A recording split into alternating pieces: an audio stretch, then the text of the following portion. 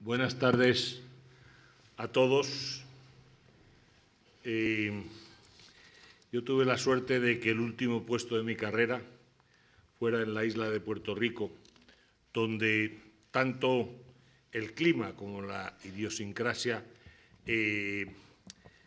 intentan evitar esfuerzos innecesarios. Y uno de ellos es, en actos de esta índole, con una cierta parte formal, si hubiera que repetir cada vez que uno de los oradores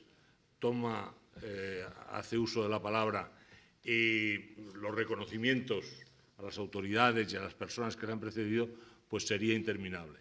Y entonces ellos tienen un sistema que a mí me parece envidiable y que pienso utilizar desde ahora, que dicen esto: me uno al saludo protocolar. No dice protocolario, dice protocolar, con lo cual yo lo admito porque ya los españoles hemos perdido hace tiempo el monopolio del idioma, y entonces yo me permitiría, con ese motivo, en primer lugar, yo agradezco muchísimo a los que me han precedido en el uso de la palabra. Agradezco especialmente a la Casa de América, a la Fundación Consejo España-Estados Unidos, sin cuyo apoyo y patrocinio no hubiéramos podido hacer este seminario, y muy especialmente también a la Embajada de los Estados Unidos, aquí representada por su ministro consejero, porque con el intento de nombrar a don Bernardo de Gálvez como ciudadano honorífico, en realidad lo que están reconociendo es algo muy importante, que es que Gálvez era al mismo tiempo miembro de dos nacionalidades y de dos países, y es muy importante que en este momento se le considere un héroe a ambos lados del Atlántico. Por lo tanto, muchas gracias a todos. Recomiendo a los eminentes profesores que van a hacer uso de la palabra que se utilicen esa posibilidad de unirse al saludo protocolar y, por lo tanto, no tener necesariamente que extenderse en los agradecimientos. Yo querría, desde el punto de vista mío personal, y agradezco mucho las menciones que se han hecho de mi modesta tarea de reunir a un grupo de eminentes historiadores, agradecer realmente la generosidad y la amistad con la que todos ellos han respondido a mi llamada. Yo solo representaba en realidad pues a la Casa de América, en este caso, y a la Fundación Consejo, pero es un caso que yo tengo una cierta experiencia en temas de animación cultural y de organización de seminarios, y creo que quizá es la única vez que puedo decir que todas las personas que han sido citadas, que han sido convocadas para un seminario, desde el primero al último, todos han respondido que sí. Por lo tanto, de verdad, a los ponentes de este seminario os agradezco muchísimo, algunos desde fuera, desde Sevilla, desde Málaga, desde Barcelona, que nos hayamos reunido todos aquí para hablar de la figura de Gálvez. Aprovecho el agradecimiento también para disculparme por un tema que hasta cierto punto queda fuera de mi dominio, que es que, debido a cómo está planteado este seminario y como teníamos solo 2 jornadas completas, tenemos que privarnos del placer de oír a algunas de las personas que saben más y que son capaces de expresarlo de una forma más elocuente, y dejar sus intervenciones reducidas a 15 o 20 minutos. Yo comprendo que ese es un esfuerzo titánico, porque es que cualquiera de ellos podría estar hablando durante toda la sesión académica. Pero, de nuevo, muchas gracias por esa labor de autocontención.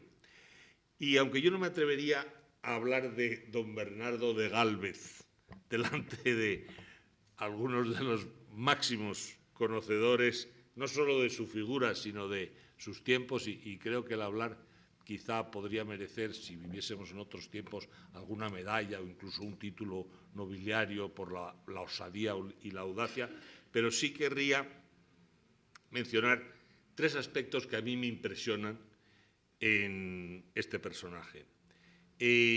Yo creo, y si no es así, agradecería muchísimo que me corrigieran, que la importancia de Gálvez estriba fundamentalmente en que era la persona adecuada en el lugar adecuado.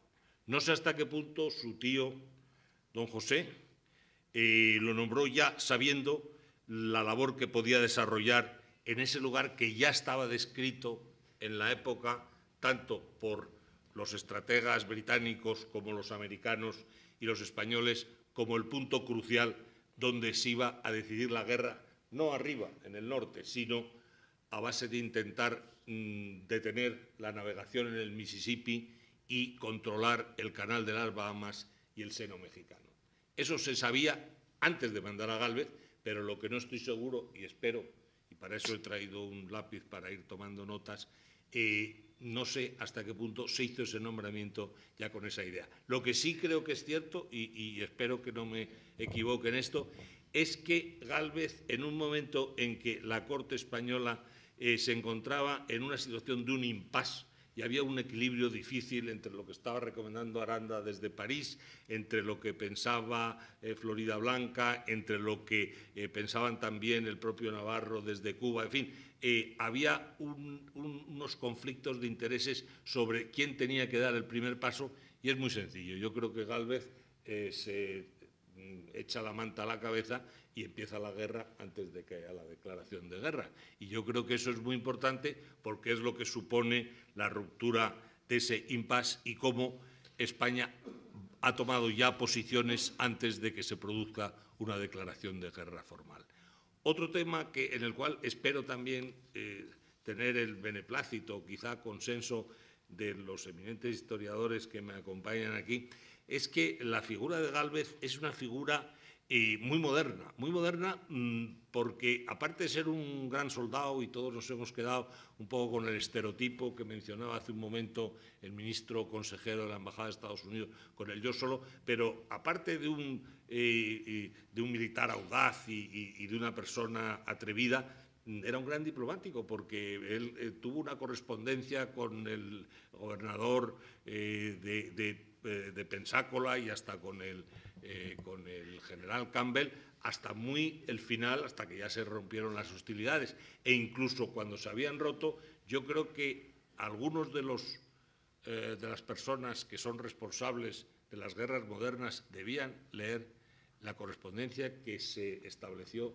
entre Gálvez y Campbell y también con el gobernador Pedro Chester, porque realmente ahí se está hablando de derechos humanos, se está hablando de intentar evitar víctimas civiles, y yo creo que realmente es un tema que dice mucho de lo que es la figura de Gálvez.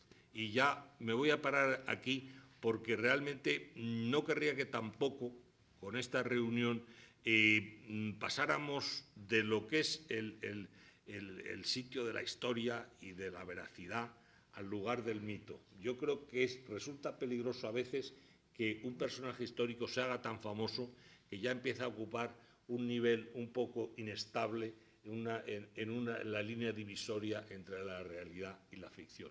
Por lo tanto, yo invitaría a mis distinguidos colegas precisamente a esa labor de concreción y de decir, bueno, Gálvez fue un personaje maravilloso, fue un personaje impresionante, pero también vamos a analizarlo con objetividad para ver, como todas las personas que tenemos ese cariz humano, pues tendría sus grandes logros y también algunos defectos. Y con ello, perdón por haberme extendido, por haber sido un moderador un poco inmoderado, y voy a dar la palabra al profesor Luis Navarro García, con la idea de que no vamos a mencionar los extensísimos datos de su currículum, primero porque es de sobra conocido, tanto como profesor como por haber recibido una infinidad de premios, y lo que sí debo decir, Luis, es que yo tuve la dicha de estar presente en el premio que hace menos de un año te concedió la Fundación Banamex en México, y a mí, como español, supuso un motivo de orgullo ver una sala muchísimo más grande que esta, un auditorio inmenso en la Banamex, aplaudiendo a un historiador español. Luis, tiene la palabra. Muchas gracias. Bien, señoras y señores, siguiendo el ejemplo de quien me ha precedido en el uso de la palabra, me uno al saludo protocolario del señor embajador Garrigues. Esta breve ponencia simplemente trata de recordar los hechos fundamentales, los hechos básicos del episodio histórico que vamos a estar conmemorando aquí hoy y mañana. A mediados de la década de 1780, cuando los Gálvez estaban en su apogeo, apareció en México un pasquín satírico que decía: ¿quién manda en este mundo? José el primero, Matías el segundo y Bernardo el tercero. El padre aquí, el hijo en La Habana y el espíritu en España. Se vivía entonces, recién concluida, la guerra de independencia de los Estados Unidos, el breve momento de apogeo de la familia Gálvez. José era el ministro de Indias, su hermano Matías era virrey de México y el hijo de Matías, Bernardo, capitán general de La Habana. De este modo, los tres Gálvez quedaron para siempre vinculados al recuerdo de los más brillantes días del reinado de Carlos III y de la independencia de los Estados Unidos. Hagamos en pocos minutos un breve repaso de ese momento de esplendor, viendo la participación de cada uno de ellos en el éxito alcanzado. A José de Gálvez, llamado en 1776 a desempeñar el Ministerio de Indias, es decir, el gobierno de la España de ultramar, le correspondía hacer frente al suceso histórico que el año anterior había dado comienzo, la rebelión de las 13 colonias británicas en América contra su metrópoli, Inglaterra. Ahora bien, José de Gálvez había definido desde mucho tiempo atrás a Inglaterra como el rival más peligroso que España tenía en el Nuevo Mundo. En su discurso y reflexiones de un vasallo sobre la decadencia de nuestras Indias españolas, redactado hacia 1760, como 15 años antes, había dedicado a Inglaterra los 12 primeros párrafos haciendo notar que hemos experimentado en todos tiempos que ni los vínculos de la paz y de la alianza, ni las seguridades de una exacta neutralidad han podido desviar a esta nación de invadir nuestros territorios y perturbar nuestro comercio. Y llegando a los datos concretos, apunta la injusta usurpación de la isla de la Jamaica que nos tomaron en tranquila paz y los nuevos establecimientos que han formado estos años últimos en el río Tinto, sobre la costa de Honduras, en cuyos parajes han construido fortalezas que mantienen guarnecidas de artillería y tropas, y otros establecimientos que han hecho entre los indios mosquitos y zambos, y estar introducidos en la provincia de Nicaragua, sobre cuya laguna tenemos el importante castillo de la Concepción, que es el blanco a que tiran, y además nos roban inmensas porciones de palo campeche, que talan de continuo en el río Balis, sitios de Bacalar y otros comprendidos desde el Cabo Catoche hasta el Golfo de Honduras. Así había marcado en 1760 aquel abogado malagueño, también informado, la presencia ilegal inglesa en las costas centroamericanas. Pero desde esa fecha la situación había empeorado. Derrotadas Francia y España en la Guerra de los 7 Años, desde 1763 la Florida española había pasado a manos británicas y el Mississippi se había convertido en la frontera entre los dominios de España e Inglaterra en América del Norte. Ahora, José de Gálvez, desde su encumbrada posición, alentaría con todos los ministros el deseo de revancha del rey Carlos III, parejo al del rey de Francia, Luis XVI. Ciertamente, José de Gálvez no sería el único responsable de la política americana de Carlos III, pero el ministro de Estado, el conde de Floridablanca, adoptaría una posición paralela a la suya, y los ministros de Guerra y Marina, Rica y Castejón, cooperaron abiertamente a los planes de Floridablanca y Gálvez. Gálvez advirtió la complejidad de la situación que se planteaba a España. Aquella podía ser la oportunidad para derrotar a Inglaterra, pero no sería prudente apoyar abiertamente a los rebeldes para no dar ese mal ejemplo a las propias colonias españolas. a pesar de lo cual, desde el primer momento, el gobierno español procuró ayuda encubierta a los rebeldes. Al principio colaborando con Francia, pero pronto desde Nueva Orleans y luego a través de Cuba y desde la misma España, desde Bilbao. Por fin, después de firmar en Aranjuez un nuevo convenio con Francia, España declaró la guerra a Inglaterra el 21 de junio de 1779. Para entonces, José de Gálvez había elegido a los hombres que debían actuar en los principales escenarios previstos para la lucha en Centroamérica. Su hermano mayor, Matías, nombrado capitán general de Guatemala. En América del Norte, su sobrino, Bernardo, hijo de Matías, nombrado gobernador de la Luisiana. El cuartel general español estaría en La Habana, donde se concentraban tropas y navíos sostenidos por los caudales enviados desde México. La guerra comenzó para España con una tentativa para tomar Gibraltar, pero desde comienzos de 1780 las dianas americanas pasaron al primer plano. El 28 de abril de 1780 partió de Cádiz la escuadra de Solana, transportando un ejército de 11.000 hombres al mando del general Navia, y fueron estos quienes, con el previsto apoyo de las fuerzas francesas en aquella zona, lograron en momentos críticos una decisiva superioridad sobre los adversarios.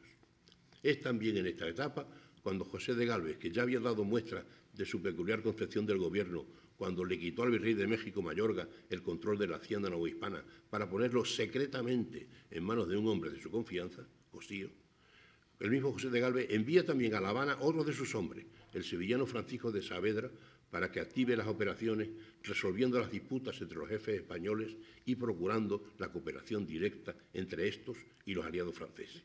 Y a Saavedra se deberá en no pequeña parte el triunfo de los Borbones en esta contienda.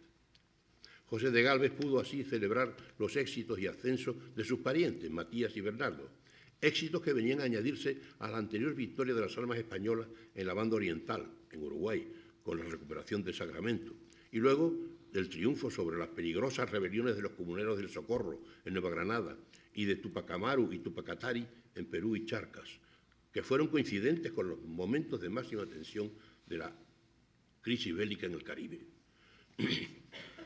El segundo de los Gálvez había seguido la carrera militar sin especial brillo hasta 1778, en que, siendo teniente del rey o segundo jefe de la Capitanía General de Canarias, fue destinado como inspector del ejército al de Guatemala. Matías contaba entonces 61 años. Apenas llegó a Centroamérica, recorrió Honduras, Nicaragua y El Salvador organizando milicias. Al año siguiente ascendía a capitán general de Guatemala y al declararse la guerra, su objetivo sería expulsar a los ingleses de todos los asentamientos que ilegalmente ocupaban en las costas caribeñas de Honduras y Nicaragua, desde los que hacían un importantísimo contrabando. Pero los ingleses desde Jamaica se adelantaron a atacar dos posesiones españolas, el fuerte de Omoa en Honduras y el de la Inmaculada Concepción en Nicaragua, a que ya apuntaba 15 años antes José. De modo que Matías se vio obligado a asumir la defensiva antes de atacar para alcanzar los objetivos marcados. Atacado por 1.200 plantadores y cortadores de palo, respaldados por una pequeña escuadra procedente de Jamaica, el fuerte de Omoa cayó en manos británicas en octubre de 1779. Matías, que se hallaba en la capital de Guatemala, se trasladó a San Pedro Sula, desde donde marchó a Omoa con las milicias, logrando, tras un breve asedio, que los británicos desalojasen aquella posición el 29 de noviembre. En 1780, segundo año de la guerra, tuvo lugar la más importante expedición que los ingleses habían preparado en aquella ocasión, una considerable fuerza naval, de la que formaba parte el capitán Nelson, reforzada con más de 1.000 soldados de regimientos regulares británicos, que penetró por el río San Juan de Nicaragua y, tras reducir la pequeña posición avanzada de la isla Bartola, llegó y puso sitio al fuerte de la Concepción, que cerraba el paso al lago. La resistencia de sus defensores no pudo impedir que, al cabo de 18 días de duros combates, el castillo cayese en poder de los atacantes. Pero esa resistencia proporcionó a Matías, que se había desplazado hasta Granada, el tiempo necesario para formar un contingente de 500 milicianos y para disponer y llevar a cabo la construcción de un nuevo fuerte con doble empalizada y foso, situado en el punto en que las aguas del lago Nicaragua se vierten hacia el Caribe, formando el río San Juan. Este nuevo fuerte, llamado de San Carlos, constituyó para los ingleses un obstáculo imprevisto que no pudieron superar. Detenidos a las puertas del lago, desde el que pensaban pasar al Pacífico, estableciendo una vía entre los dos mares, se vieron en cambio frenados y luego expulsados con fuertes pérdidas a principios de 1781 del Castillo de la Inmaculada, recuperando España el pleno dominio del territorio. Esta es la acción defensiva de Matías. Llegó entonces el momento de limpiar de intrusos la costa hondureña, para lo cual Matías, ascendido al grado de mariscal, se instaló en Comayagua, desde donde despachó 2 contingentes de tropas que, atravesando tierras y selvas, localizaron los poblados ingleses, mientras que otra partida peinaba las sierras del interior, castigando a los indios y zambos aliados de los británicos. Por último, con el apoyo naval de las autoridades de La Habana, estableció en mayo de 1782 una base en Trujillo, donde formó una escuadrilla de 3 fragatas y otras embarcaciones con la que llevó a cabo la conquista de la isla de Roatán, principal madriguera de contrabandistas a 70 kilómetros del puerto de Omoa, desmantelando los fuertes y baterías que en la isla habían erigido los ingleses. Luego recorrió con 2 fragatas la costa hondureña hasta el Cabo de Gracias a Dios y atacó los asentamientos ingleses del Río Tinto, destruyendo plantaciones y poblados, algunos de más de 200 casas. Con esto se lograba aquel objetivo apuntado por José de Gálvez desde 1760 y que el gobierno español había hecho suyo antes de emprender esta guerra, en la misma declaración de guerra. Matías, ascendido a brigadier, pasaría en 1783 a gobernar el Virreinato de México. El tercer personaje de este apresurado recorrido era Bernardo de Gálvez, el más joven y brillante de los 3. Cuando en 1776 fue nombrado coronel del regimiento fijo de Luisiana y después gobernador de esta provincia, contaba 30 años.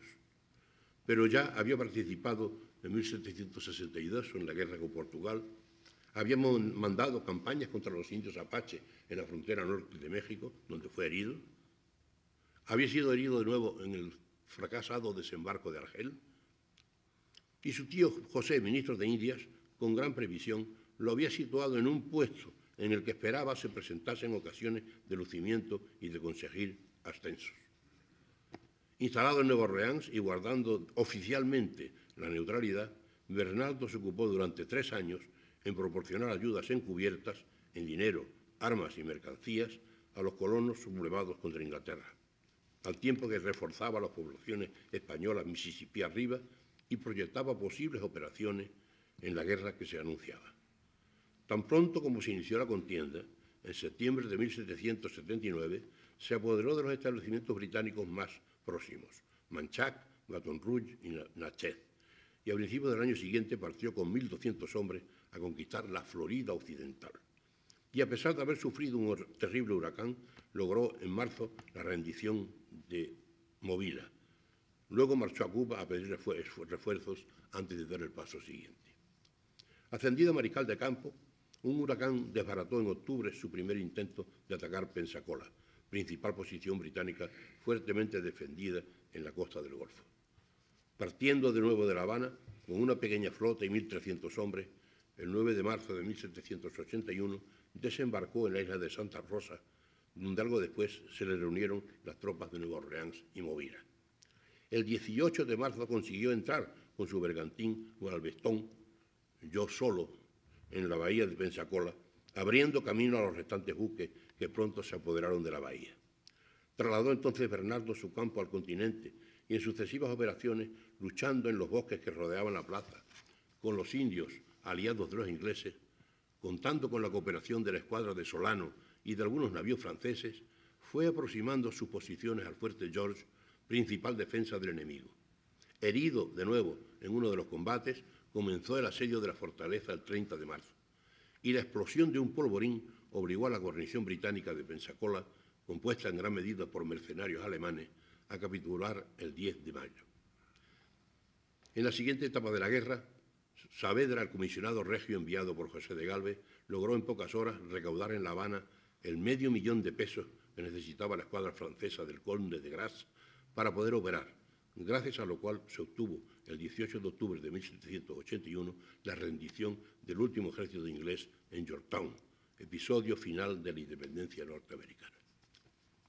Bernardo, Convertido en jefe supremo de las fuerzas aliadas en las Antillas en febrero de 1781, aparte de enviar refuerzos a su padre para la empresa de Omoa, logró la concentración de los ejércitos español y francés en Guarico o Port François, en Saint-Domingue, a donde se trasladó en febrero de 1782, mientras que una expedición española tomaba la base inglesa de New Providence en las Bahamas.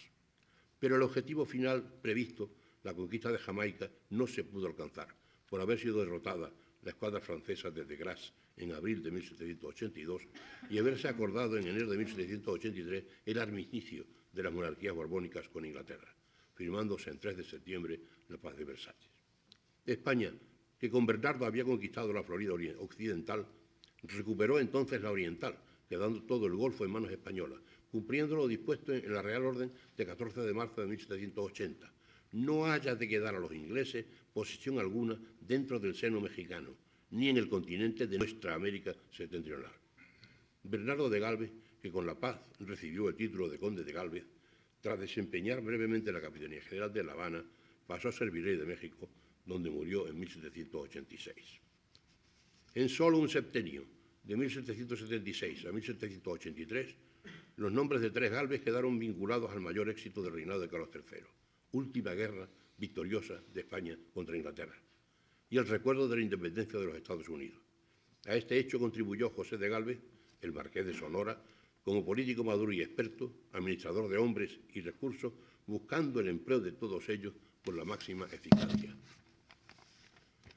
Matías se movió, a pesar de sus años, por toda Centroamérica, desde Guatemala hasta Granada, desde Nicaragua, movilizando y dirigiendo a las milicias locales en sucesivas campañas hasta lograr la destrucción de los asentamientos ingleses en aquellas costas. Bernardo, con su juventud e impetuosidad, su arrojo personal, su simpatía y don de gentes, se convirtió en la punta de lanza del esfuerzo español para defender Luisiana y dominar las Floridas. Muchas gracias.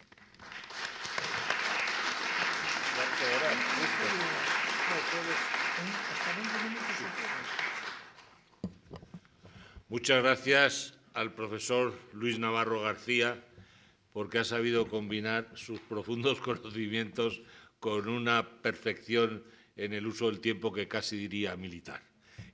Yo he prometido no describir los méritos de los ponentes. Sí debería decir de José Antonio Escudero que tengo especial interés en escuchar su ponencia, porque un libro que ha sido publicado en México, pero que ya se ha comentado mucho en España, hablaba antes de la mitología y de la realidad y tal, y todos los que somos aficionados a la historia, pues habíamos pensado que la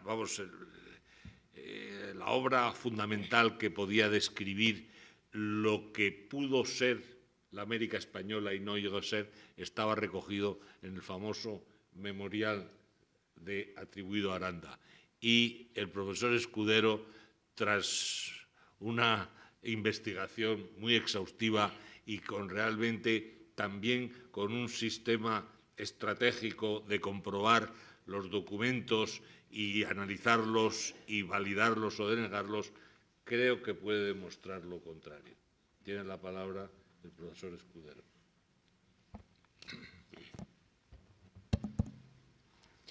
Bueno, buenas tardes.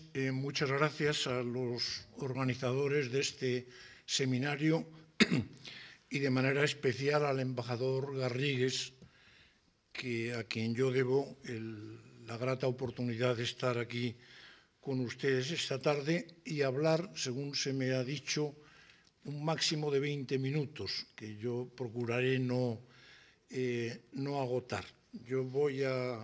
Soy menos ordenado que mi colega y vengo aquí con unos papelitos a modo de chuletas y voy a intentar desarrollar en este tiempo lo que pudiera ser mi ponencia.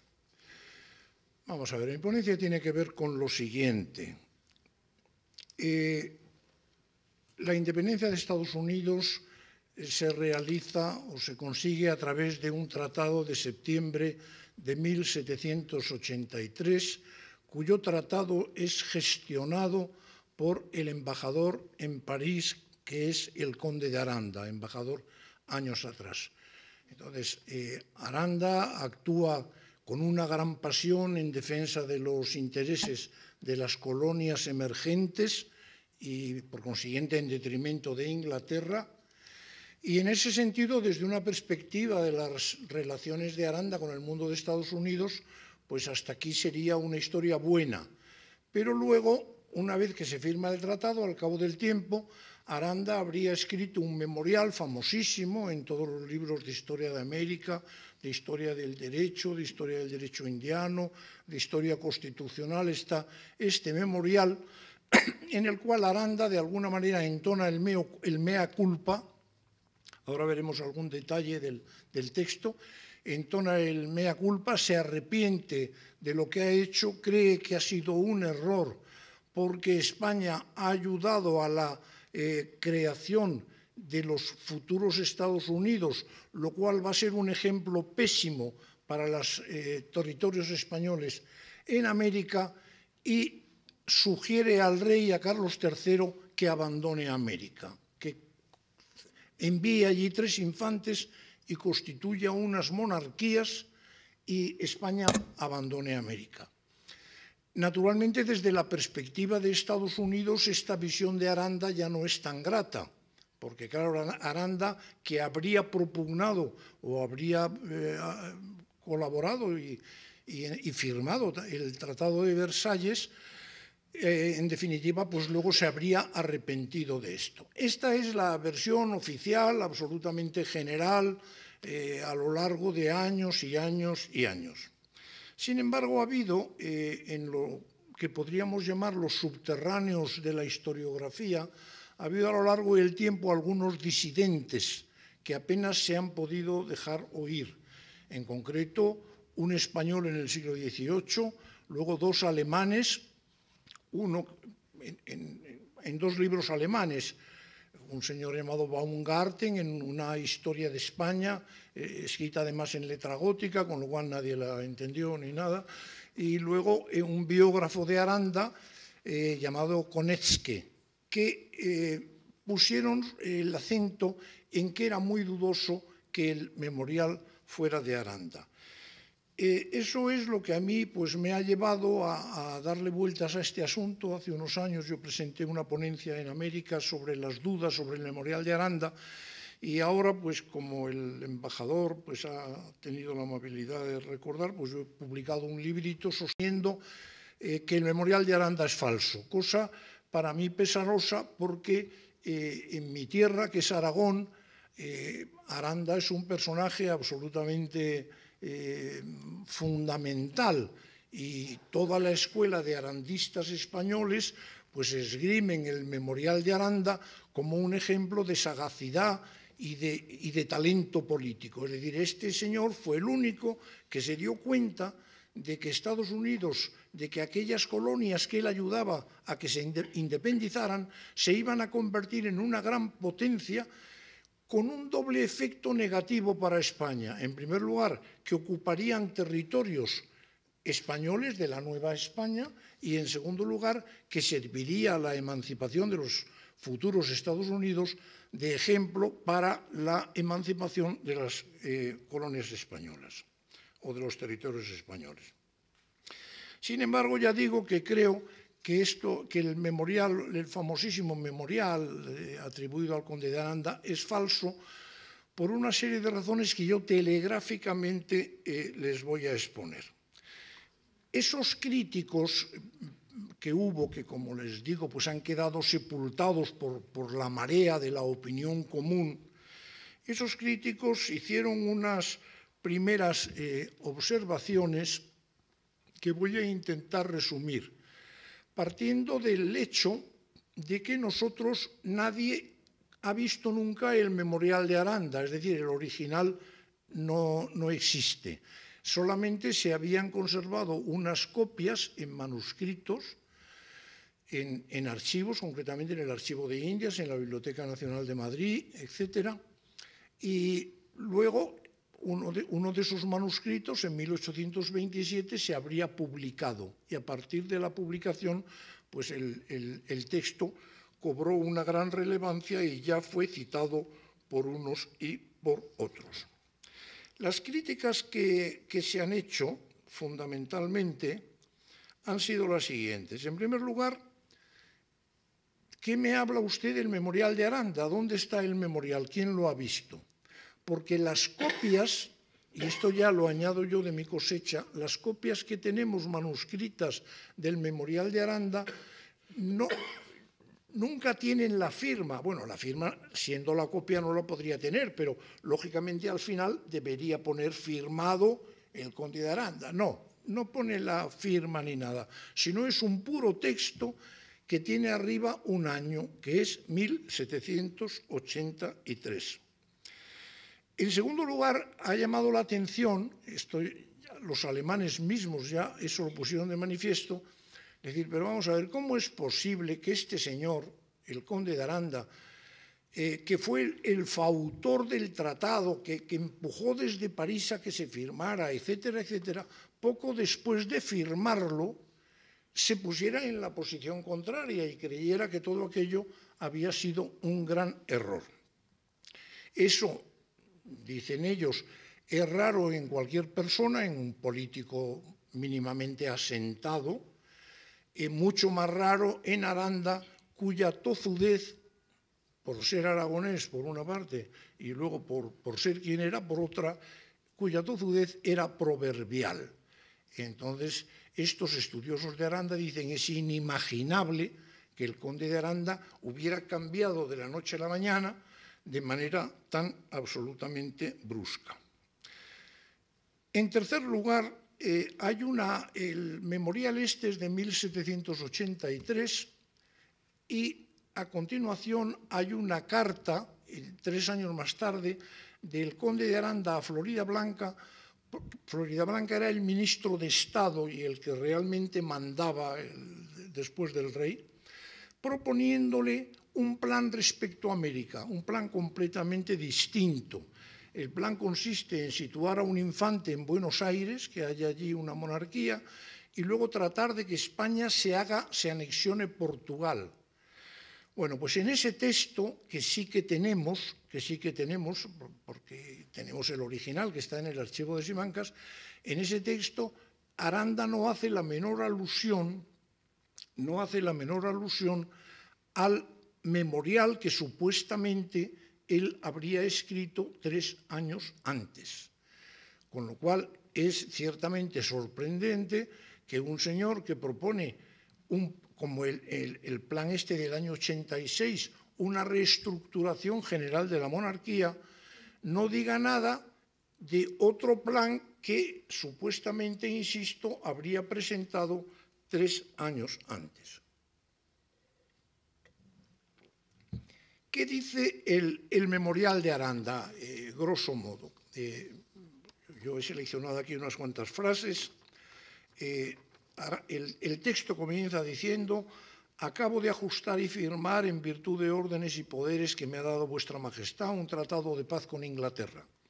Esta negociación, que según los testimonios lisonjeros de palabra y por escrito de vuestra majestad debo creer he logrado desempeñar conforme a sus reales intenciones, ha dejado en mi alma, debo confesarlo, un sentimiento penoso.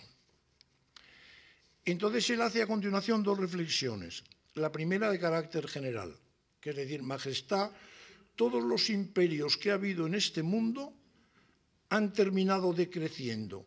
El imperio español ha llegado geográficamente a lo máximo que puede llegar, por consiguiente en el futuro solo nos aguarda que esto vaya a menos y que esto al final se termine. Desapareció el imperio persa, desapareció el imperio romano, por consiguiente desaparecerá el imperio español. Segundo, hemos propiciado la independencia de las colonias inglesas en América del Norte. Se refiere a Estados Unidos y dice: esta república federal nació pigmea y ha necesitado del apoyo y fuerzas de 2 estados tan poderosos como España y Francia para conseguir la independencia. Llegará un día en que crezca y se torne gigante y a un coloso temible en aquellas regiones. Entonces olvidará los beneficios que ha recibido de las 2 potencias y solo pensará en su engrandecimiento. El primer paso de esta potencia, cuando haya logrado engrandecimiento, será apoderarse de las Floridas a fin de dominar el Golfo de México. Es decir, Aranda habla de cosas que luego efectivamente sucedieron. Solución a este problema. Debe vuestra majestad deshacerse de todas sus posesiones en el continente de ambas Américas, conservando solo las islas de Cuba y Puerto Rico, y deben constituir 3 infantes en América, uno como rey de México, otro como rey del Perú y otro como rey de Costa Firme. Luego, por otra parte, comenta que el comercio hay que entregarlo a Francia, el comercio de productos manufacturados, y el memorial termina diciendo: poco hace todavía que he llegado de París, recuerden esta frase que es importante, poco hace todavía que he llegado de París, con objeto de disfrutar la licencia que logré para asuntos personales. Si así lo desea vuestra majestad, regresaré a mi embajada diciendo que he despachado ya mis negocios. Es decir, Aranda propone un plan y él se ofrece a ejecutarlo y se ofrece a regresar.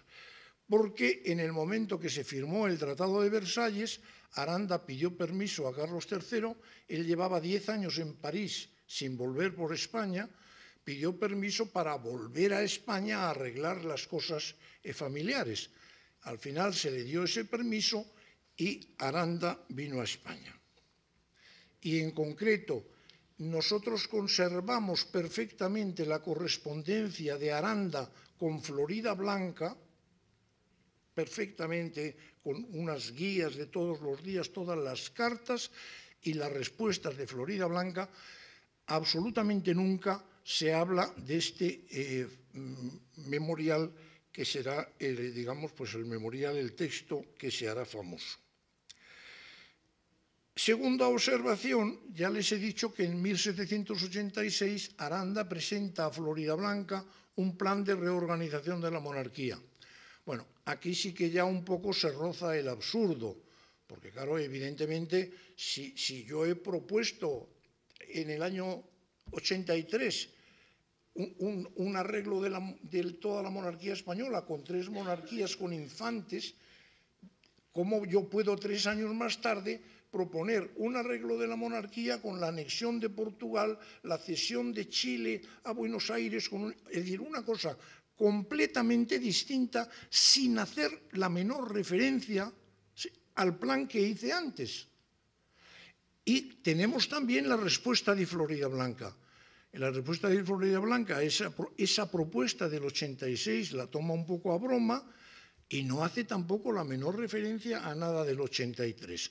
O sea que no es que no tengamos el original, sino es que absolutamente nadie hace referencia en vida de Aranda al famosísimo memorial de Aranda.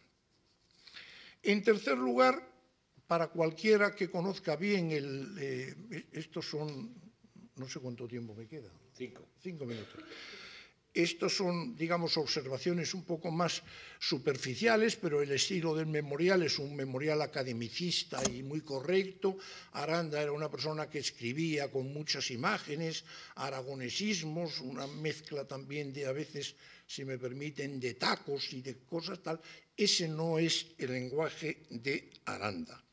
Y también, de manera accidental, hay que recordar que las 6 copias que se han encontrado del memorial del conde de Aranda no se han encontrado nunca entre los papeles de Aranda, que están en determinados sitios, sino sueltas en unos sitios o en otros. Yo a todos esos argumentos,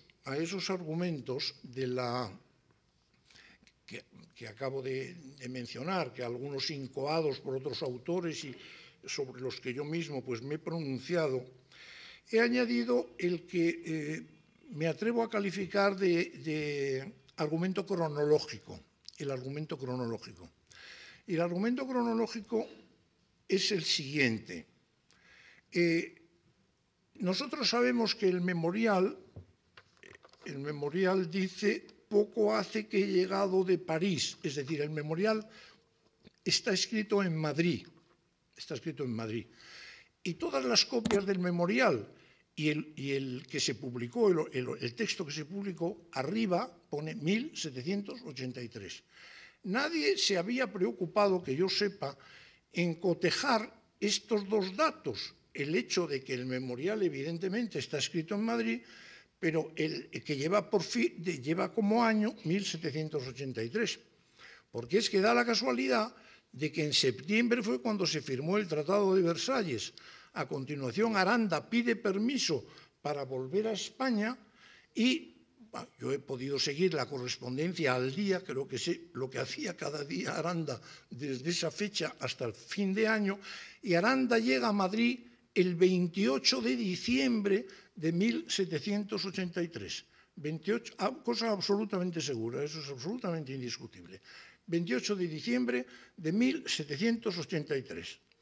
Le ha alcanzado un correo en Jadraque diciéndole que ha muerto su mujer, con lo cual Aranda llega el 28 de diciembre enfermo porque ha tenido unos problemas médicos en el viaje y se encuentra a su mujer muerta y al parecer sin enterrar.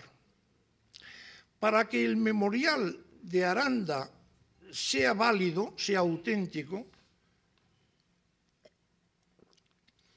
tiene que haber sido escrito después del día 28, porque el memorial está escrito en Madrid, según él mismo confiesa, y no más tarde del 31, porque más tarde del 31 ya no estamos en 1783, sino en 1784, y el memorial pone 1783. Entonces la cuestión es si a ustedes les parece coherente que un señor que llega a Madrid, que lleva 10 años en París sin ver a su familia, que llega aquí enfermo, se encuentra a su mujer muerta y tal, es que no ha escrito eso en los años que ha estado en el tiempo que ha estado en Francia, ni siquiera en el viaje en que ha escrito docenas de cartas. Entonces aquí, con la mujer muerta, es cuando se dedica corriendo a escribir el memorial. Esto sencillamente parece inverosímil. Pero hay otro dato más con el que yo voy a terminar, porque claro, pues esto es absolutamente a galope. Hay otro dato más. Aranda dice, en el texto del memorial, dice, hace poco que he llegado de París. ¿Ustedes creen que un señor, Aranda, para haber escrito esto, el primer día que pudo haberlo escrito es el día 29 de diciembre? Si ha llegado el 28, ¿ustedes creen que un señor escribe hace poco que he llegado de París? No, hace poco que he llegado de París, eso lo dice el que lleva 2 o 3 semanas o un mes o lo que sea, ¿no? En fin, eso por una parte. Pero por otra, en el texto del memorial dice, esta negociación, la negociación del Tratado de Versalles, esta negociación que según los testimonios lisonjeros de palabra y por escrito de vuestra majestad, es decir, que en el texto Arandas hace referencia a que el rey le había felicitado de palabra y por escrito. Evidentemente le había felicitado por escrito, porque nada más firmarse el tratado, Carlos III le envió una carta calurosísima dándole la enhorabuena. Pero Aranda dice también que le ha felicitado de palabra. Evidentemente no pudo haberle llamado por teléfono. Si le ha felicitado de palabra, es que cuando el memorial se escribe, Aranda ha sido ya recibido por Carlos III. Ha sido ya recibido por Carlos III. Y en esa primera entrevista en que Aranda recibe a Carlos III, a la cual hace referencia el memorial, puesto que dice que le ha felicitado de palabra, en esa primera entrevista, ¿qué Aranda fue a esa entrevista? ¿El Aranda entusiasta del tratado o el Aranda ya decepcionado? No sé si me explico. ¿El Aranda entusiasta o el Aranda decepcionado? Cualquiera de las dos posibilidades es absurda.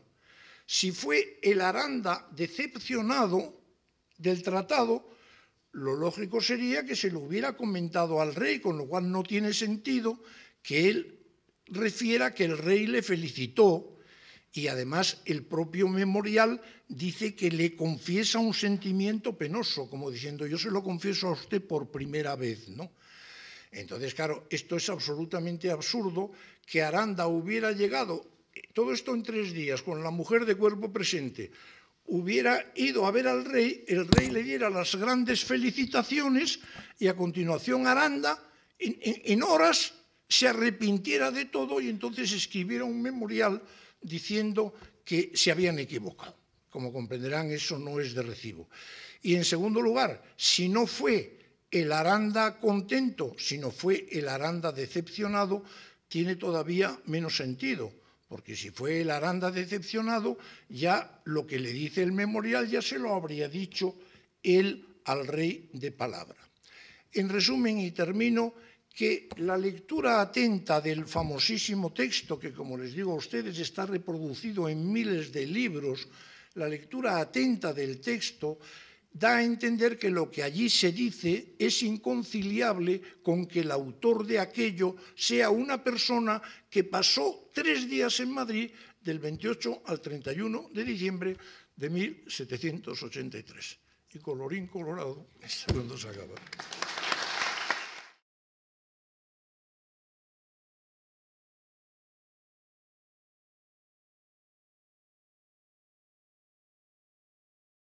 Buenas tardes.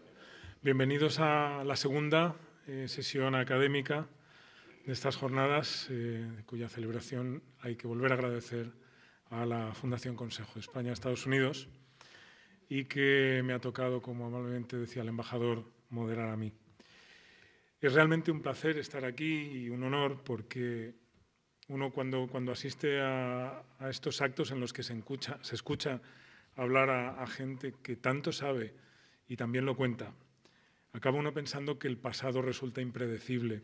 Acabamos de verlo con el profesor Escudero y con el memorial de Aranda, que todo lo que sabemos pues de repente cambia, ¿no? Y es muy gratificante también porque todo ello gira en torno a una figura como Bernardo de Gálvez, que es probablemente uno de los mejores españoles de ese siglo, del siglo XVIII, que es tan interesante, en el que España mantenía unos esfuerzos seculares por mantenerse abriendo horizontes y mantenerse en la vanguardia de un mundo muy difícil, pero a la vez estaba muy comprometida, con todo el precio que eso suponía, con el nacimiento de la nación americana, de Estados Unidos, norteamericana. Y, por tanto, esa memoria que hacemos alrededor de Gálvez es también una memoria muy actual, lo cual pues, resulta doblemente gratificante. Para ello, para celebrar este pasado común, pues tenemos en esta sesión a 2 ponentes, al primero de los cuales voy a pasar a presentar. Es el profesor, el catedrático Manuel Moreno Alonso, catedrático de Historia Contemporánea de la Universidad de Sevilla, miembro de la International Napoleonic Society, que se ha interesado siempre por las crisis del antiguo régimen. Es un especialista en Francisco Saavedra, del que nos va a hablar también, y de hecho está escribiendo una biografía sobre él. Ha editado el diario de la batalla de Bailén y también ha publicado Memorias de un ministro ilustrado. Sin más, le voy a pasar la palabra. Supuesta mi adhesión al saludo protocolar, pues me corresponde hablar de la acción decisiva de Francisco Saavedra en la expedición de Pensacola.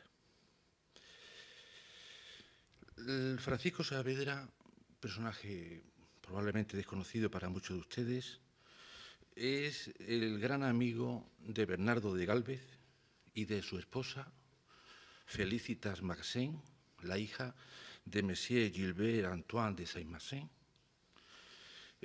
protegido de don José de Gálvez, ministro de Indias, quien le encargó particularmente llevar a cabo una acción altamente confidencial en la empresa precisamente de la independencia de los Estados Unidos que estamos recordando, enviándolo desde Madrid como comisario regio para desempeñar esta labor, un cargo sin precedentes para este tipo de acciones.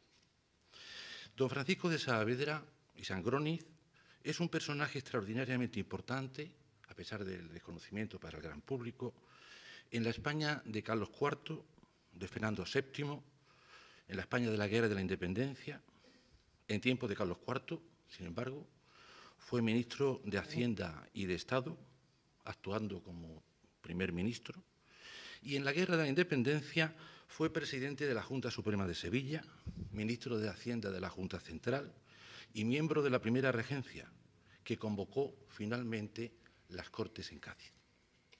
En todos estos aspectos, su acción, siempre discreta, fue verdaderamente trascendental. Solo diré, a efecto introductorio, que él fue el artífice de la victoria de Bailén el 19 de julio de 1808. Como presidente de la Junta Suprema de Sevilla, él fue quien organizó el ejército de la Junta y quien nombró a Castaños como general en jefe. Su actuación en la batalla de Bailén fue clave, pues como es sabido, Castaños no es que llegara tarde a la batalla, sino que no estuvo en ella. Hizo acto de presencia en el campo de batalla cuando ésta ya había terminado. Igualmente, en lo que respecta a Francisco Saavedra, su acción fue fundamental en la defensa de Cádiz en el tiempo de las Cortes, como miembro de la regencia, junto con el propio general Castaños y el almirante Escaño. Y como miembro de la Junta Central y de la regencia, él fue finalmente la autoridad de la España patriótica que más se interesó por los asuntos de América. De todas las personalidades que tuvieron responsabilidades en la dirección de la guerra contra Napoleón, él fue probablemente la única que no sufrió el desgaste que por unas razones u otras devoró a los demás en el orden político o militar. Su prestigio llegó a tal grado que fue incluso propuesto para ser diputado después de ser regente en las Cortes de Cádiz. La vida de Saavedra, desde su nacimiento en Sevilla en 1746 hasta su muerte también en Sevilla en 1819, es verdaderamente una novela apasionante, con vivencias de todo tipo, de orden intelectual, político y militar. Pude comprobarlo cuando hace años le dediqué un libro con el título de Memorias de un ministro ilustrado, que en la actualidad quiero convertir en una biografía más amplia y completa, por tratarse de un personaje que ofrece claves fundamentales para entender la España no solo de Carlos IV y de Fernando VII y de la Guerra de la Independencia, sino también la de Carlos III.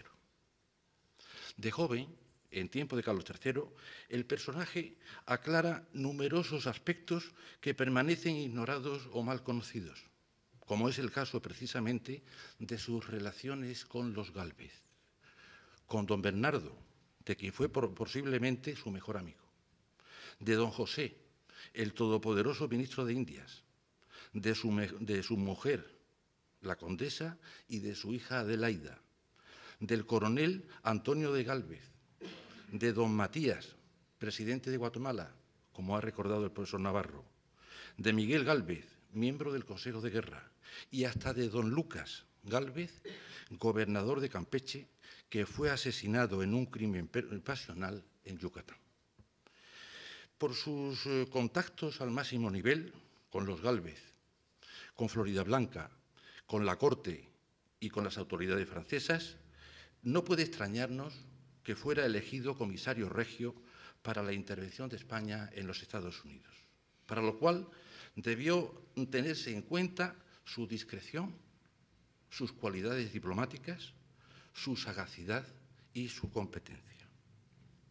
En 1822, cuando había muerto hacía 3 años, José María Blanco White, siempre tan crítico, hizo del personaje un retrato muy revelador en sus famosas Letters from Spain, que tanto éxito alcanzó en Inglaterra. De este retrato, en su carta 10ª, solo diré 2 cosas. Que era un hombre, dice Blanco, de gran sagacidad cultural, aguzada por la lectura y observación de la vida real. También dice que siendo primer ministro en 1798-1799, ministro de Estado, palabras textuales, el rey se lo pasaba en grande con las dotes de conversador y su inagotable reserva de buenas anécdotas. con lo cual se pasaba el tiempo y nada se hacía en las reuniones con el rey. ¿No sería arriesgado pensar que en aquellas tardes y noches en que no solo el rey y la reina, sino los ministros le oían embobados, le hablaría de los grandes días de la independencia de los Estados Unidos, de la política americanista de don José de Gálvez, de las virtudes de don Bernardo, de los ingleses y franceses y angloamericanos, como suele decir en sus escritos, y concretamente de su participación en la acción de Pensacola? Haciendo un inciso en mi charla, debo decir, me resulta particularmente difícil sintetizar la acción de Saavedra, hablar de sus ideas sobre América y Estados Unidos, e incluso todavía más, de resumir al máximo aquellos sucesos, porque probablemente, además, nadie dedicó tantas páginas a aquella empresa como el mismo Saavedra en sus diarios y en sus papeles que se conservan en el archivo de la Cartuja de Granada. Centrando la cuestión en el nombramiento de Saavedra como comisario regio para la intervención en territorio norteamericano, diré que todo se debió a su relación con el clan de los Gálvez y particularmente con Bernardo, con quien intimó a partir de 1776. Las simpatías fueron mutuas cuando ambos hicieron conjuntamente un viaje a Madrid por orden de O'Reilly. El lunes santo, cuenta de Saavedra en uno de sus papeles, 10 de abril de 1776, marché en compañía de don Bernardo de Gálvez, capitán del regimiento de Sevilla, con quien, sin habernos casi tratado, tenía yo una gran simpatía, la cual, como suele suceder, hallé que era recíproca. Íbamos a caballo y tuve una marcha muy divertida porque me contó varios pasajes de su vida que era una verdadera novela. Fin de cita. Hablando del comienzo de esta amistad, dirá Saavedra que formamos entonces una íntima amistad que fue en algún modo el fundamento de mi suerte ulterior. Herido don Bernardo en una pierna, como ha dicho el profesor Navarro, en la expedición de Argel, lo acompañó en su convalescencia en el puerto de Santa María, cuando compuso el propio Bernardo una tonadilla de la expedición de Argel. Dice, era hombre de mucha habilidad para todo y de gusto muy especial en la música. A finales de enero de 1777 volvió a encontrar a Bernardo en Sevilla, cuando iba de paso para Madrid. Entonces le dio la noticia de que acababa de morir el ministro de Marina e Indias, Fray don Julián de Arriaga, y que su ministerio se había dividido. El de Indias se le había conferido a su tío José, el de Estado a Florida Blanca. Dice, y en cuanto a su tío José, dice, con quien ofreció introducirme si nos veíamos en Madrid. Y dice a continuación Saavedra, puedo asegurar que desde este punto me dio el corazón que la suerte me llamaba por este ramo, aunque no se verificó hasta más de 2 años después, cuando ya había renunciado a esta esperanza. Fue trascendental verdaderamente el encuentro con don José de Gálvez por parte del joven Saavedra, que se produjo unos meses después, en junio de 1777. Previamente, Bernardo lo había introducido en la casa de su tío Miguel Gálvez, consejero de guerra, en cuya amistad me fue, dice, sumamente útil. Un año después, en 1778, Saavedra precisará que fue el 27 o 28 de julio de 1778 cuando Miguel de Gálvez me dijo que su hermano don José había hablado con el rey acerca de él. Por fin se produce la entrevista decisiva con el todopoderoso José de Gálvez, ministro de Indias, que tuvo lugar en la granja de San Ildefonso el 20 de agosto de 1778. Dice, me esperaba con impaciencia y me recibió con los brazos abiertos. Le dijo que se hallaba engolfado, estas palabras no solamente las empleaba Aranda, sino también Gálvez, se hallaba engolfado en uno de los negocios más arduos que había ocurrido en mucho tiempo y que contaba conmigo para que le ayudara en la ardua empresa que tenía sobre mí. Y esta ardua empresa era ni más ni menos que la redacción del Decreto de Libre Comercio para los puertos de América, que fue él el que redactó. Inmediatamente, después de esto, la atención la acaparó la guerra de Inglaterra, o mejor dicho, la guerra de Inglaterra con los Estados Unidos, la guerra de la independencia norteamericana. Y dice Saavedra, el espíritu de la guerra se había comunicado a manera de un fuego eléctrico a todas las partes del globo. Y dentro del territorio americano, los franceses, cuenta él ya con detalle, tendré que abreviarlos, habían enviado allá oficiales con algunas tropas. El almirante Conde d'Estaing hizo excursiones en las costas con la escuadra de Éxito muy vario. Dice, pero habla del genio del gran Washington, que neutralizaba los esfuerzos ingleses, etcétera, etcétera. Y aquí, esto es una cosa de un interés enorme, al que ha aludido de alguna manera también el profesor Escudero. Está aquí la opinión de Saavedra sobre la guerra con los Estados Unidos, que es de una importancia extraordinaria, y que se lo dijo a Gálvez, que a España no le convenía que los ingleses conservasen el poderío marítimo que se habían arrogado, esto era obvio, pero al mismo tiempo no podía mirar sin gran recelo la independencia de los angloamericanos vecinos a sus más ricas posesiones. Y la opinión de él frente al todopoderoso Gálvez era mantener la neutralidad. Un joven que le dice al ministro del antiguo régimen, esto.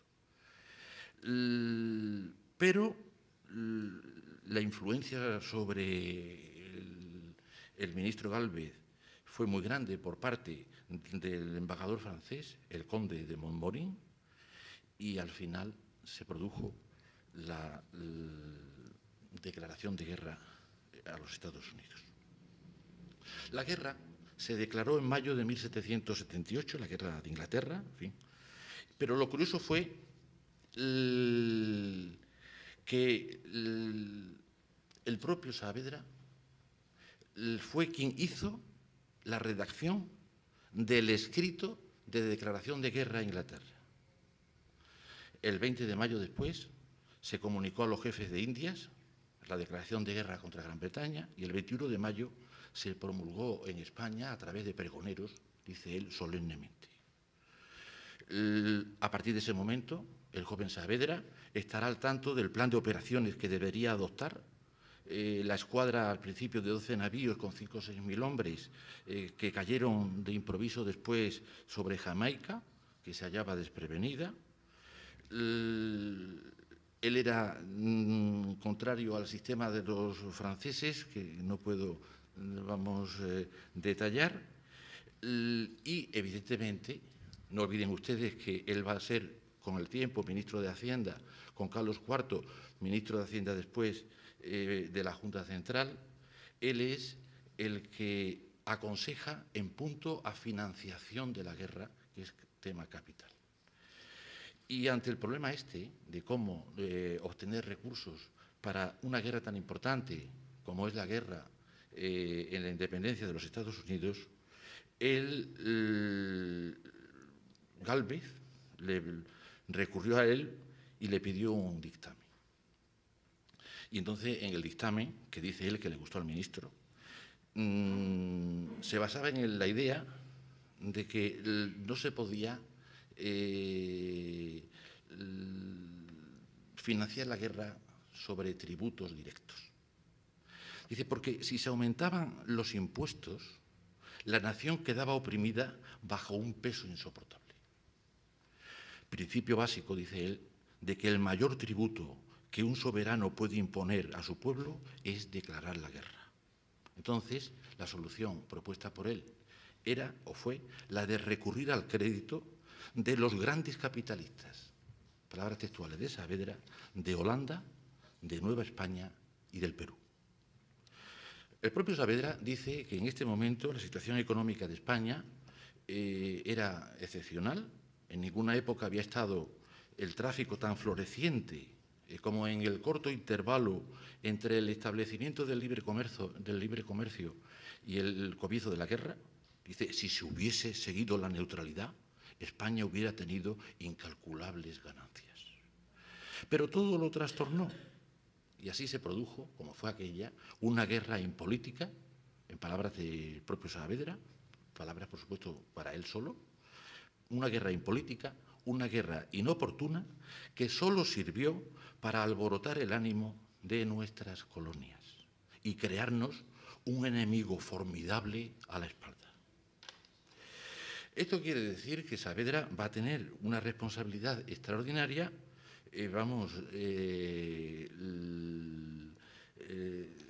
sin que no sea conocido en el exterior, dentro de cómo fue la guerra esta tan importante con los estados de ayuda a la independencia americana. Y él está al tanto de los asuntos mercantiles, de la situación de las plazas desde Veracruz al Orinoco, con las expediciones de mar y de tierra que habían de ir a América, con la preparación de una flota en Cádiz para La Habana en el mes de abril de 1780. En esos momentos empiezan a llegar noticias de cómo estaban las cosas, en donde él naturalmente tiene que dar su opinión. No puedo entrar en detalles. Las noticias de que el gobernador de Luisiana, su amigo Bernardo, se había apoderado de varios puestos que los ingleses tenían en el Mississippi, entre ellos Baton Rouge, que estaba fortificado y guarnecido, y todos los detalles de cómo se le confiere el grado de mariscal de campo a su amigo Bernardo, luego de cómo toma la plaza de Movila, cómo siguen los asuntos en La Habana, y en este momento la nueva decisión del ministro Gálvez, que decide, después de hablarlo con Floridablanca, porque el asunto era de una entidad extraordinaria, nombrar a un sujeto enterado de la situación de Europa y de los proyectos de su gabinete, sujeto, estas son las palabras que corren entre Floridablanca y Gálvez, que no estuviese ligado con mando o empleo, que asistiese a las juntas militares, que manifestase de viva voz los pensamientos de la corte, de viva voz, que reuniese los ánimos de los jefes, que tratase con los generales de las nacionalidades, Francia y de España, que dispusiese las remesas de caudales y que acudiese libremente donde lo exigiera la necesidad y el bien de la causa pública. Y evidentemente el sujeto nombrado para esta misión tan difícil, tan especial, no podía ser otro que Saavedra.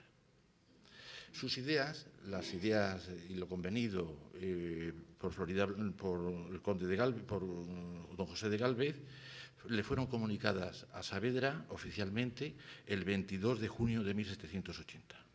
Y dice Saavedra, dice, al oírlo me saltó el ánimo con aquella especie de inspiración que suele ser el preludio de la fortuna, y al punto me ofreció su ejecución si se me consideraba a propósito para desempeñarlo.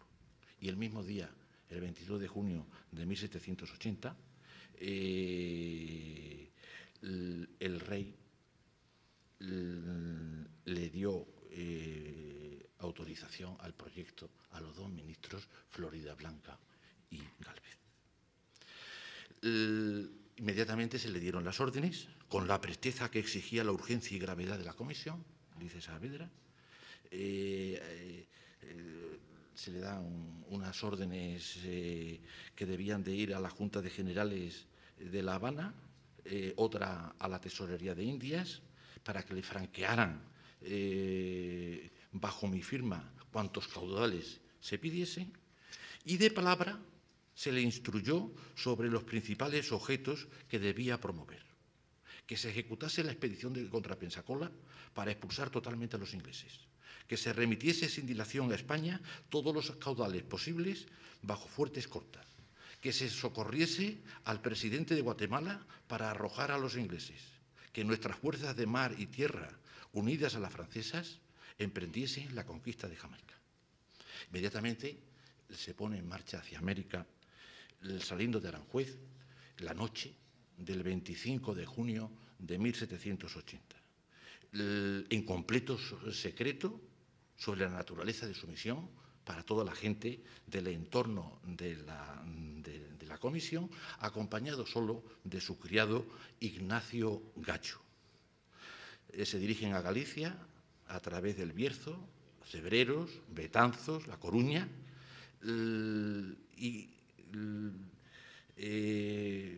no desaprovecha, dice que está en una fonda, vamos, sin salir para que nadie lo vea cuando está en el Ferrol, y no obstante visita el departamento de incógnito, dice, establecimiento verdaderamente magnífico. Esto lo digo para el coronel Blanco, que es de allí. Bueno, luego el viaje desde Ferrol a Canarias, luego a Cumaná, a tierra firme, con todo tipo de detalles, cómo era el barco, que se aprontó para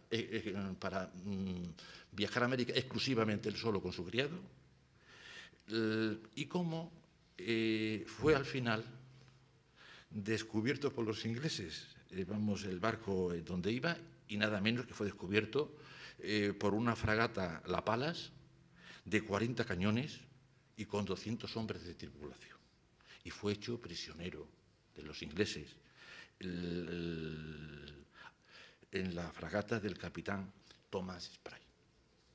Dice, hijo de un almirante que en la guerra del 45 luchó en la India de Oriente y que les trató con una gran generosidad. Cuenta, en fin, muchos detalles de esto. Cuando fueron conducidos a Kingstown, y como allí en la capital de Jamaica se encontraron con otros prisioneros españoles, uno de ellos el gobernador del castillo de San Juan de Nicaragua. Cómo fueron presentados, no obstante, digamos, al gobernador Dalling de la isla,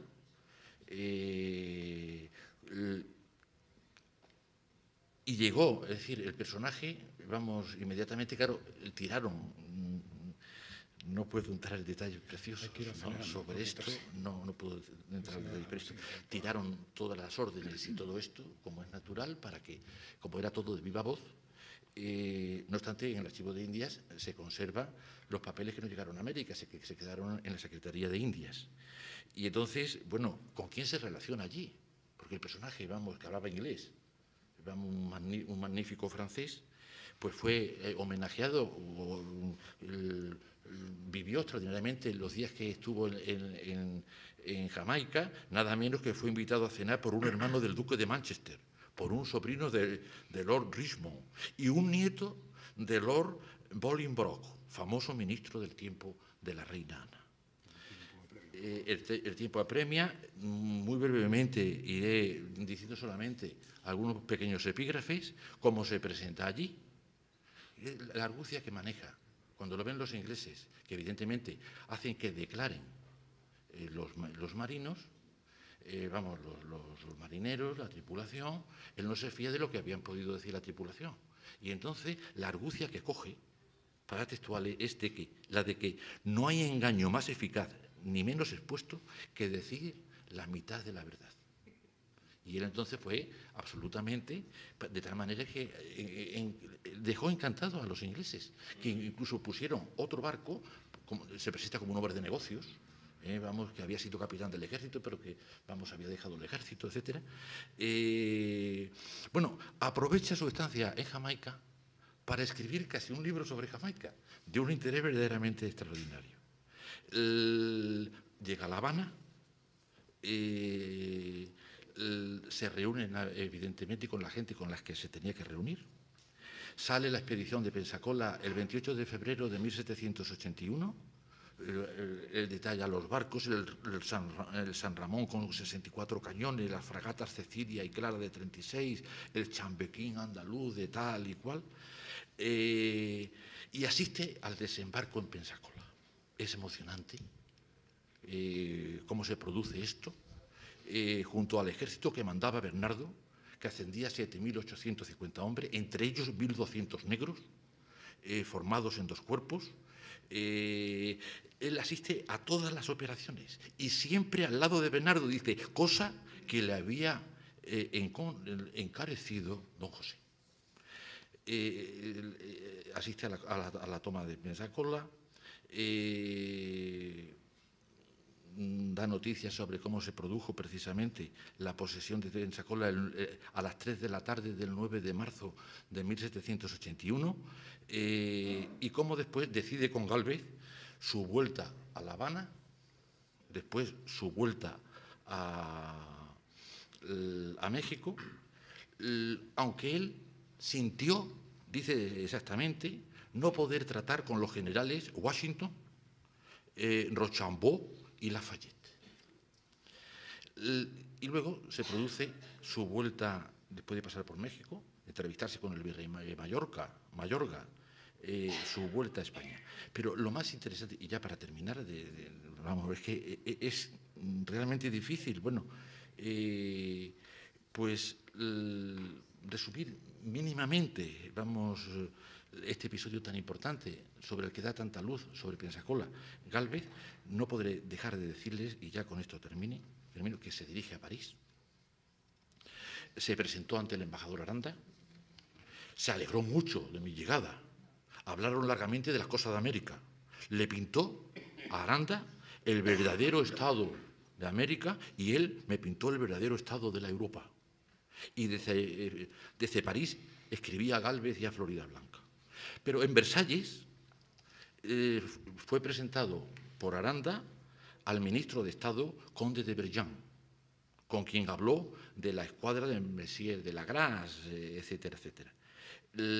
Y claro, todos los ministros franceses en París, dice, todos los ministros nos quieren llevar a comer, dice en un momento.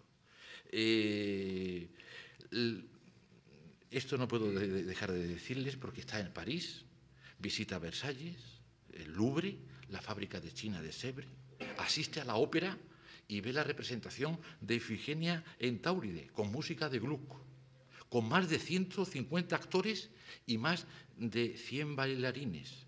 Y en el teatro se encuentra a Olavide, que se hallaba en Francia desde 1778 y utilizaba el título seudónimo del conde de Pilo, con quien después tuve muchas sesiones. Se entrevistó con Monsieur Maxen, suegro de Bernardo de Gálvez,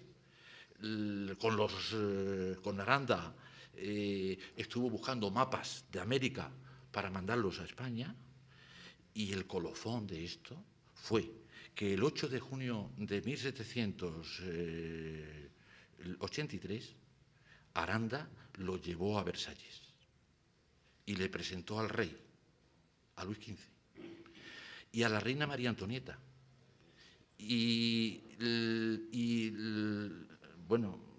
a la reina, la futura, y al conde de Provenza y Artois, y a Madame Elisabetta Victoria.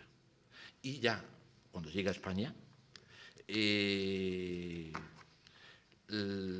recibido en España por Carlos III, que le cuenta todas sus batallitas. Muchas gracias.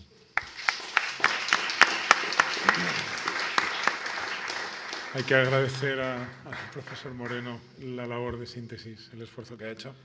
Y vamos a pasar sin más dilación a la siguiente ponente, a Marion Reder-Gadow, catedrática de Historia Moderna de la Universidad de Málaga, gran investigadora, premio extraordinario de licenciatura, de doctorado, con líneas de investigación en Historia de América, de las mentalidades de Málaga, de las mujeres, de la Guerra de la Independencia, y que es numeraria de la Real Academia de Bellas Artes de San Telmo y correspondiente de Antequera, de la Academia Andaluza de la Historia y de la Sociedad Erasmiana.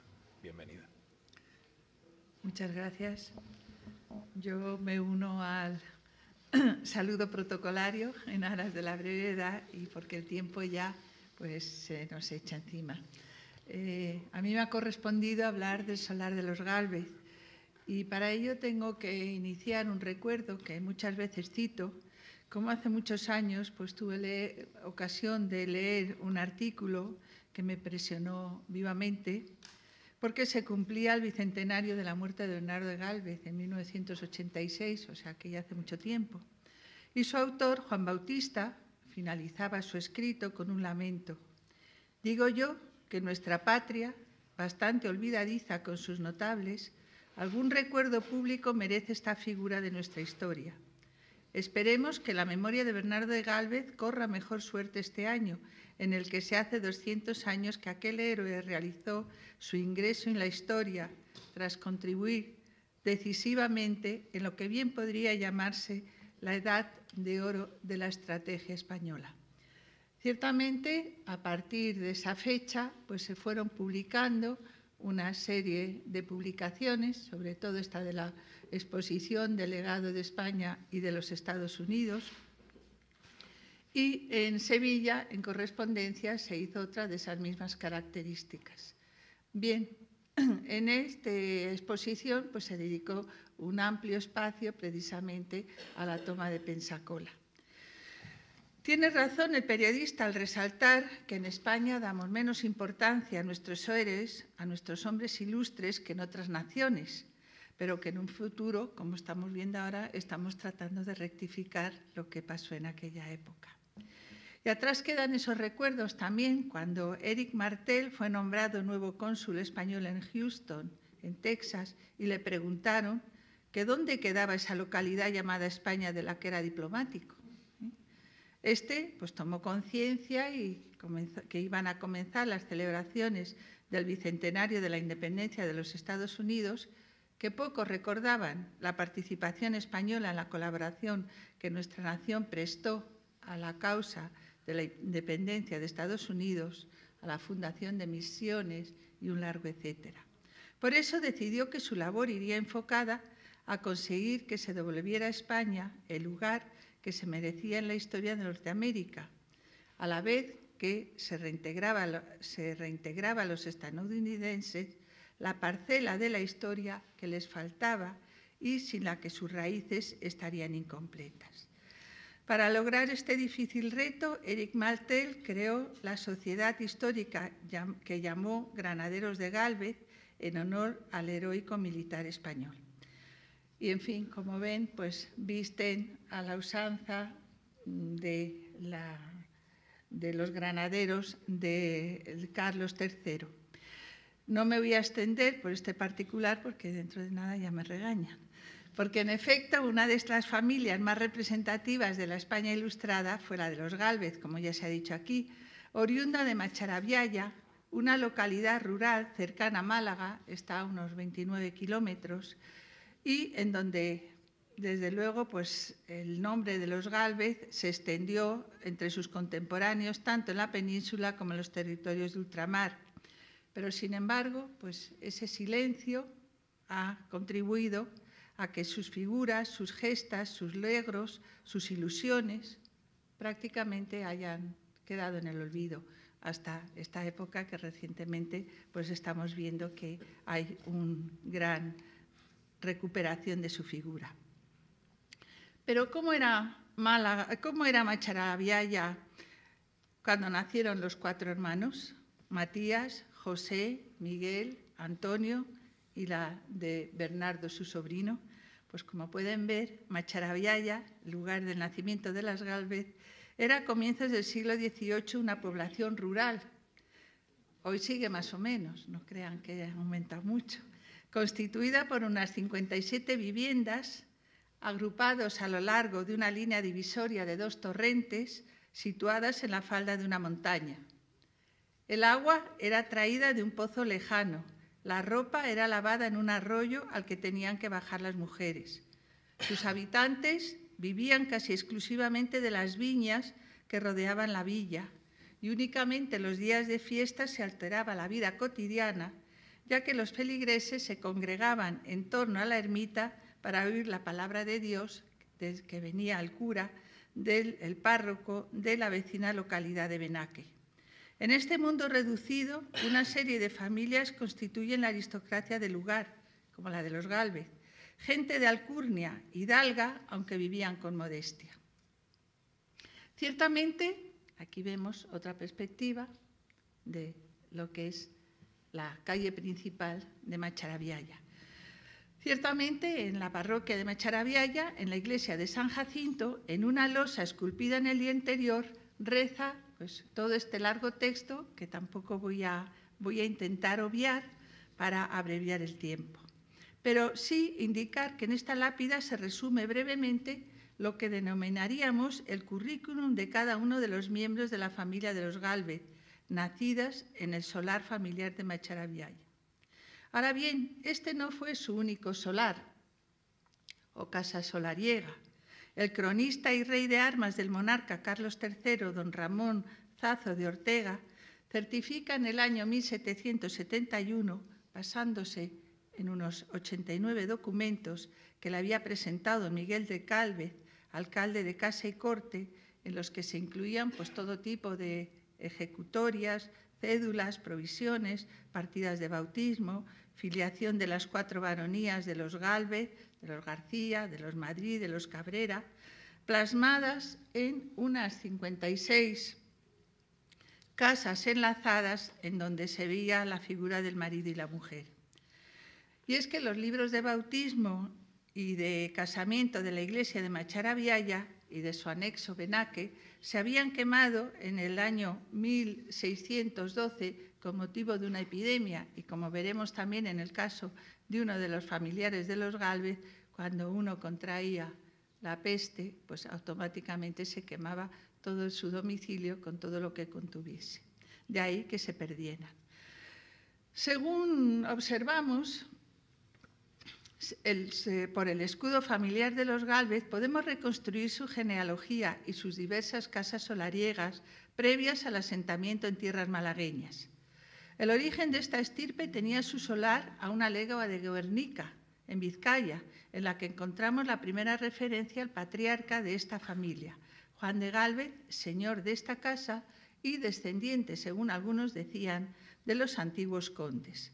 Por eso adoptaron como armas, con ligeras variantes, el escudo del antiguo señorío de Vizcaya, es decir, el campo de oro partido en pal con un árbol de sinople cruzando de 2 lobos negros andantes con lenguas rojas atravesados al tronco y posteriormente se añadirían 3 conchas o veneras azules puestas en triángulo mayor que recordarían la participación en la campaña militar del rey Fernando III el Santo de algunos miembros de la Casa de los Gálvez. Efectivamente, en la batalla de Clavijos, donde se participaron estos miembros y donde se pudieron pues, colocar esas veneras en su escudo. Posteriormente, con motivo, eso sí, de la campaña militar de Fernando III el Santo, ya en 1240, otros miembros de los Gálvez se enrolaron y participaron en el asalto del castillo y villa de Santaella. En el ataque a la fortaleza se distinguieron varios de los Gálvez, unos porque lograron escalar el muro y otros por ser los primeros en entrar por un postigo. Y de ahí que esta rama se dividiera y a partir de ese momento unos fueron los Gálvez y otros los Gálvez del postigo.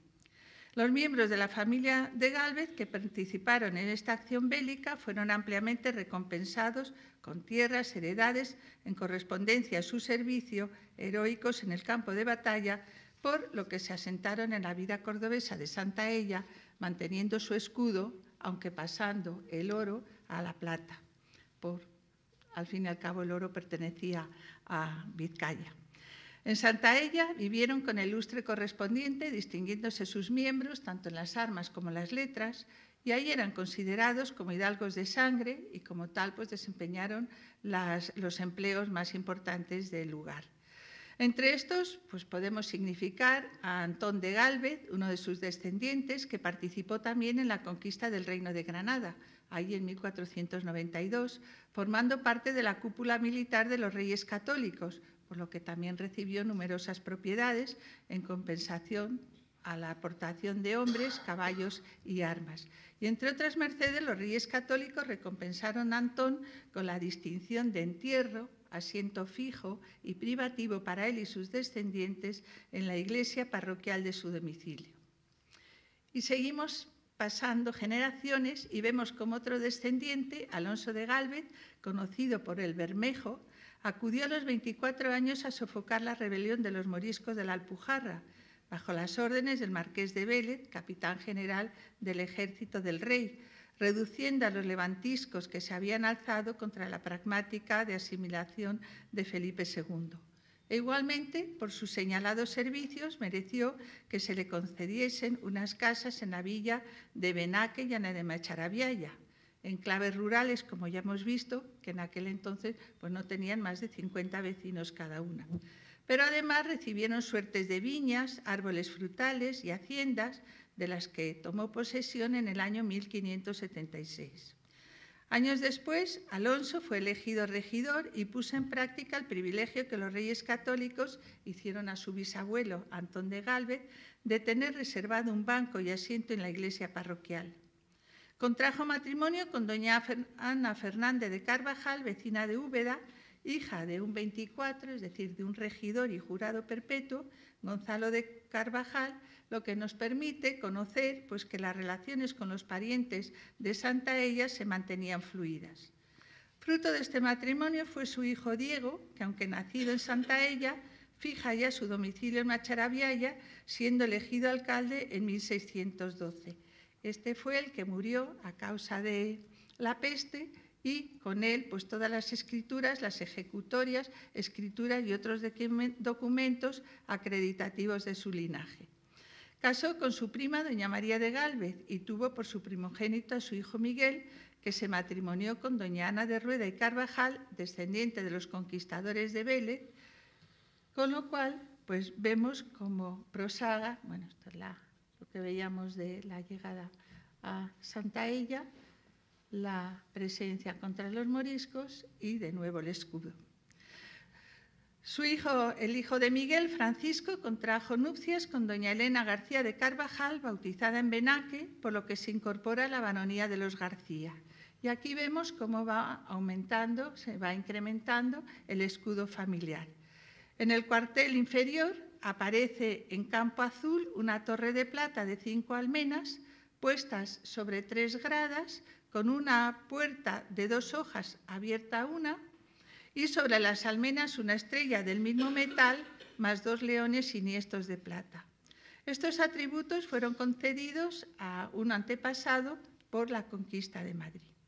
El hijo de este matrimonio, Antonio de Gálvez, ya es el que nos interesa, fue bautizado en Macharabiaya en marzo de 1691, contrayendo años más tarde su enlace matrimonial con doña Ana de Madrid, Cabrera y Gallardo, por lo que en su escudo aparece la línea varonil del linaje Madrid y Cabrera.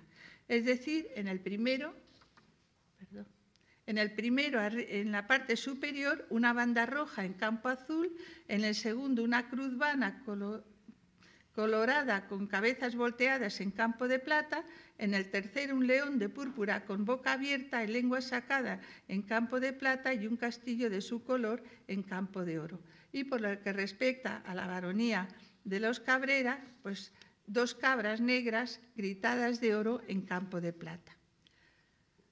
Este mismo escudo será el que adoptará luego Bernardo de Gálvez, solo que incrementará pues, no solo los cuarteles procedentes de los que consigue por vía materna, sino también los que obtiene por méritos propios en su escudo, en campo de plata, con el bergantín Galveston a la vela y una figura humana sobre la toldilla, y en el gallardete el mote de Yo Solo, concedido por la Real Cédula de 1781.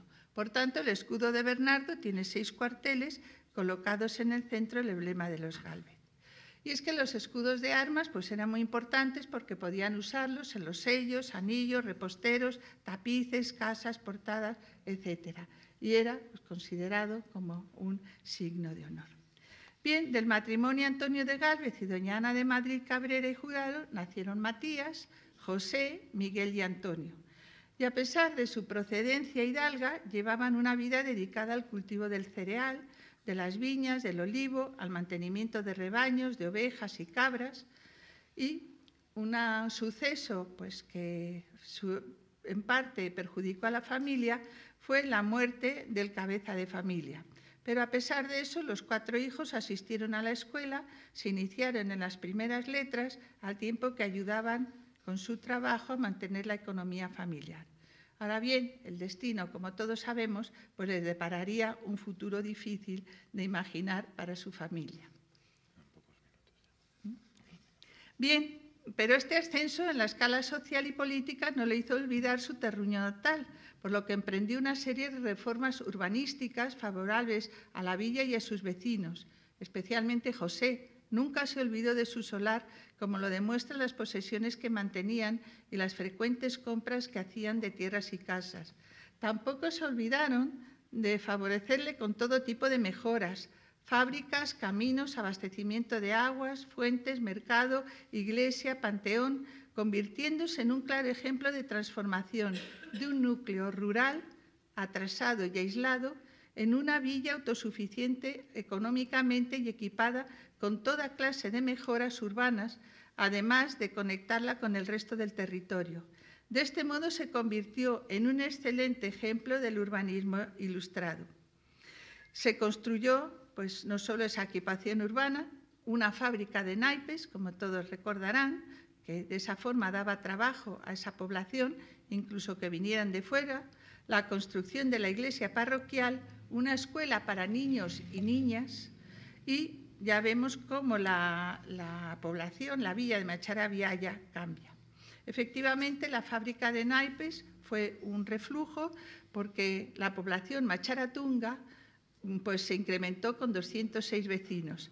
A pesar de constituir ese monopolio con las primeras revueltas independentistas, decreció la demanda de los naipes, por lo que la fábrica tuvo que cerrar. La iglesia parroquial de San Jacinto se levanta con una doble función, no solo la de iglesia y panteón, diseñada por el arquitecto don Miguel del Castillo, sino que también pues, en ella se guarda un preciado tesoro, como es la cripta panteón familiar de los Gálvez. En este sentido, vemos que tiene una bella portada clasicista y en medio de ese frontón roto, pues el escudo real como que imparte beneficios a todos los que lo contemplan. En este panteón, pues vemos como situado justo debajo de la nave central reposan los restos de numerosos miembros de la familia. Recuerden lo que les dije de los reyes católicos que les concedió la autorización, podríamos decir, o la gracia o la merced de poder enterrarse en un espacio particular. Aquí reposan los restos de numerosos miembros de la familia, precedidos por el mausoleo del marqués de la Sonora, don José de Gálvez, que murió en Aranjuez en 1781. Este consta, como ven, de un basamento cúbico, en la urna en forma trapezoidal, con el escudo de la familia en su frente y la corona real. En la urna antecedente, esa que vemos en la parte central, ahí se conservan las cenizas de la madre de los fundadores, doña Ana Gallardo y Madrid, y en el resto, pues como en las estatuas orantes, que no sabemos bien a quién pertenecen, pues rodean todo este espacio. Muy cerca se encuentra el sepulcro de Miguel, que viajó a Rusia comisionado para conocer la política expansionista de Catalina la Grande en América y que en el camino de regreso enfermó gravemente. La muerte le sorprende en 1792 en la ciudad alemana de Gotha, pero sus restos fueron trasladados, por expreso deseo suyo, al panteón familiar de Macharabiaya. Pues Macharabiaya actualmente ha logrado fundar un museo en donde con cierta, podríamos decir, pues humildad, donde se recogen piezas que han pertenecido o que se recuerda a los Gálvez. Cada 4 de julio se celebra precisamente la efemérides de la independencia americana. Igualmente, pues, se celebra por parte de la Asociación de Granaderos y Damas de Gálvez pues, una recreación histórica, el hermanamiento con las ciudades de Pensacola y de Movila y, por último, en este año, la estatua de Bernardo de Gálvez, obra de Jaime Pimentel, que a su vez también tiene 2 obras en la Movila, el Platero y el Cenachero de Málaga, pues presiden la plaza central. Igualmente fomentan el conocimiento de los ilustres miembros por la corporación municipal y por todos los habitantes de la villa que se implican, y de ahí que aquellos que nos sentimos en la obligación de dar a conocer la vida y obra de estos ilustres malagueños, pues también tratemos de divulgarlo. Muchas gracias.